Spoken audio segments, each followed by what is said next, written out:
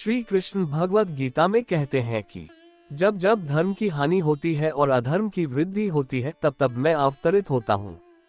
साधुजनों का उद्धार करने के लिए, पाप कर्म करने वालों का विनाश करने के लिए और धर्म की स्थापना करने के लिए मैं हर युग में प्रकट होता हूँ। नमस्कार, भक्ति रस चैनल में आपका स्वागत है। पिछले भाग श्री विष्णु जी के पहले 10 अवतारों के बारे में सुना। अब आगे के अवतार के बारे में सुनेंगे। 11 कूर्म अवतार। धर्म ग्रंथों के अनुसार भगवान विष्णु ने कूर्म का अवतार लेकर समुद्र मंथन में सहायता की थी। भगवान विष्णु के कूर्म अवतार को कच्छप अवतार भी कहते हैं। इसकी कथा इस प्रकार है। एक बार महर्षि दुर्वासा ने देवताओं के राजा इंद्र को श्राप देकर श्रीहीन कर दिया। इंद्र जब भगवान विष्णु के पास गए तो उन्होंने समुद्र मंथन करने के लिए कहा। तब इंद्र भगवान विष्णु के कहे अनुसार दैत्यों व देवताओं के साथ मिलकर समुद्र मंथन करने के लिए तैयार हो गए। समुद्र मंथन करने के लिए मंदराचल पर्वत को मथानी एवं नागराज वासुकी को नेति बनाया गया। देवताओं और दैत्यों ने अपना मतभेद भुलाकर मंदराचल को उखाड़ा और उसे समुद्र की ओर ले चले, लेकिन वे उसे अधिक दूर तक नहीं ले जा सके। तब भगवान विष्णु ने मंदराचल को समुद्र तट पर रख दिया। देवता और दैत्यों ने मंदराचल को समुद्र में डालकर नागराज वासुकी को नेति बनाया, किंतु मंदराचल के नीचे कोई आधार नहीं होने के कारण वह समुद्र में डूबने लगा। ये देखकर भगवान विष्णु विशाल कूर्म का रूप धारण कर समुद्र में मंदराचल के आधार बन गए। भगवान कूर्म की विशाल पीठ पर मंदराचल तेजी से घूमने लगा और इस प्रकार समुद्र मंथन संपन्न हुआ।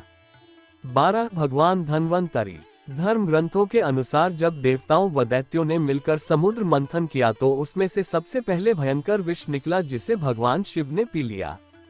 इसके बाद समुद्र मंथन से उच्चैश्रवा घोड़ा, देवी लक्ष्मी, ऐरावत हाथी, कल्पवृक्ष, अप्सराएं और भी बहुत से रत्न निकले। सबसे अंत में भगवान धन्वंतरी अमृत कलश लेकर प्रकट हुए।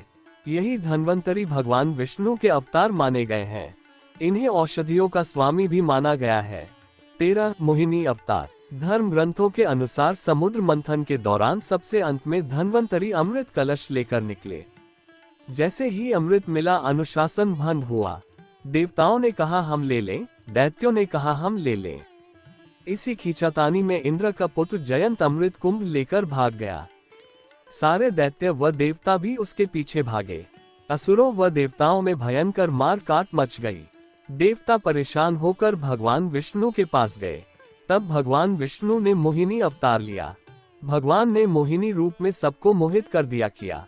मोहिनी ने देवता व असुर की बात सुनी और कहा कि यह अमृत कलश मुझे दे दीजिए तो मैं बारी बारी से देवता व असुर को अमृत का पान करा दूंगी। दोनों मान गए। देवता एक तरफ तथा असुर दूसरी तरफ बैठ गए। फिर मोहिनी रूप धरे भगवान विष्णु ने मधुर गान गाते हुए तथा नृत्य करते हुए देवता व असुरों को अमृत पान कराना प्रारंभ किया। वास्तविकता में मोहिनी अमृत पान तो सिर्फ देवताओं को ही करा रही थी, जबकि असुर समझ रहे थे कि वे भी अमृत पी रहे हैं। इस प्रकार भगवान विष्णु ने मोहिनी अवतार लेकर देवताओं का भला किया। 14 भगवान नरसिंह। भगवान विष्णु ने नरसिंह अवतार लेकर दैत्यों के राजा हिरण्यकशिपु का वध किया था। इस अवतार की कथा इस प्रकार है। धर्म ग्रंथों के अनुसार दैत्यों का राजा हिरण्यकशिपु स्वयं को भगवान से भी अधिक बलवान मानता था। उसे मनुष्य, देवता, पक्षी, पशु, न दिन में, न रात में, न धरती पर, न आकाश में, न अस्त्र से, न शस्त्र से मरने का वरदान प्राप्त था। उसके राज में जो भी भगवान विष्णु की पूजा करता था उसको दंड दिया जाता था। उसके पुत्र का नाम प्रहलाद था। प्रहलाद बचपन से ही भगवान विष्णु का परम भक्त था। ये बात जब हिरण्यकशिपु का पता चली तो वह बहुत क्रोधित हुआ और प्रहलाद को समझाने का प्रयास किया, लेकिन फिर भी जब प्रहलाद नहीं माना तो हिरण्यकशिपु ने उसे मृत्युदंड दे दिया। लेकिन हर बार भगवान विष्णु के चमत्कार से वह बच गया। हिरण्यकशिपु की बहन होलिका, जिसे अग्नि से न जलने का वरदान प्राप्त था, वह प्रहलाद को लेकर धधकती हुई अग्नि में बैठ गई। तब भी भगवान विष्णु की कृपा से प्रहलाद बच गया और होलिका जल गई। जब हिरण्यकशिपु स्वयं प्रहलाद को मारने ही वाला था तब भगवान विष्णु नरसिंह का अवतार लेकर खंबे से प्रकट हुए और उन्होंने अपने नाखूनों से हिरण्यकशिपु का वध कर दिया। 15 वामन अवतार। सत्ययुग में प्रहलाद के पौत्र दैत्यराज बलि ने स्वर्गलोक पर अधिकार कर लिया। सभी देवता इस विपत्ति से बचने के लिए भगवान विष्णु के पास गए। तब भगवान विष्णु ने कहा कि मैं स्वयं देवमाता अदिति के गर्भ से उत्पन्न होकर तुम्हें स्वर्ग का राज्य दिलाऊंगा। कुछ समय पश्चात भगवान विष्णु ने वामन अवतार लिया। एक बार जब बलि महान यज्ञ कर रहा था तब भगवान वामन बलि की यज्ञशाला में गए और राजा बलि से 3 पग धरती दान में मांगी। राजा बलि के गुरु शुक्राचार्य भगवान की लीला समझ गए और उन्होंने बलि को दान देने से मना कर दिया। लेकिन बलि ने फिर भी भगवान वामन को 3 पग धरती दान देने का संकल्प ले लिया। भगवान वामन ने विशाल रूप धारण कर एक पग में धरती और दूसरे पग में स्वर्गलोक नाप लिया। जब तीसरा पग रखने के लिए कोई स्थान नहीं बचा तो बलि ने भगवान वामन को अपने सिर पर पग रखने को कहा। बलि के सिर पर पग रखने से वह सुतलोक पहुंच गया।